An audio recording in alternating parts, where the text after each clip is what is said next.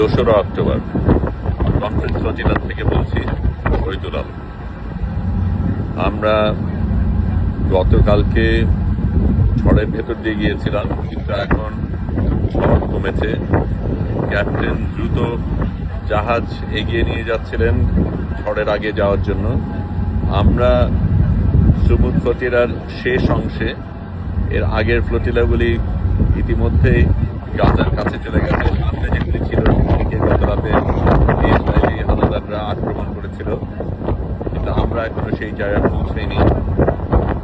গতকালকে সমুদ্রে একটা তুরস্কের নৌজাহাজ আমরা দেখেছিলাম, কিন্তু সেটা দূরেই থেকেছিল।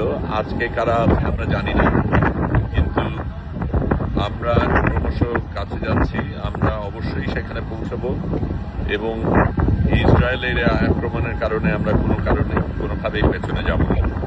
এখনো সমুদ্র উত্তপ্ত, এখনো ঝড়ের আশঙ্কা রয়েছে। বিদ্যুৎ থেমে গেছে, বৃষ্টিও সকালে থেমে গেছে, কিন্তু আমরা আমাদের মতন চলছি। শহীদুল আলম বলছি, গাজার পথে।